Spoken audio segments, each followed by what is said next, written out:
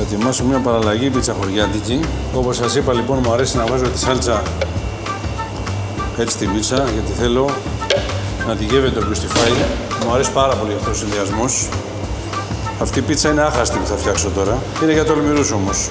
Αλλά όποιος τολμήσει, κέρδισε. Μου αρέσει την πίτσα τη χωριάτικη να βάζω έτσι πράσινη πιπεριά, για να έχουμε έτσι διάφορα ωραία χρώματα. Είπαμε, είναι για τολμηρούς, έτσι. Δώστε μου 2 λεπτάκια και δεν θα σας απογοητεύσω.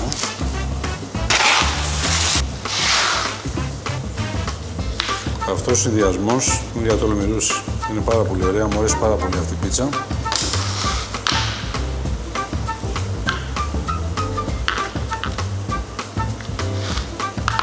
Λοιπόν, για αυτή την πίτσα ψάχνω ονομασία.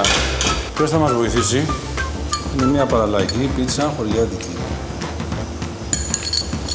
Μου αρέσει πάρα πολύ αυτή η πίτσα. Και μαντέψτε τώρα τι θα γίνει. Το πορτοκάλι, ναι παιδιά, προορίζεται για τη χωριάτικη. Είναι μια απίστευτη πίτσα. Όποιος είναι τολμηρός, τον περιμένω να μου τη ζητήσει να τη δοκιμάσει. Απλώς θα πρέπει να είναι λίγο υπομονετικός όποιος τη ζητήσει, έτσι.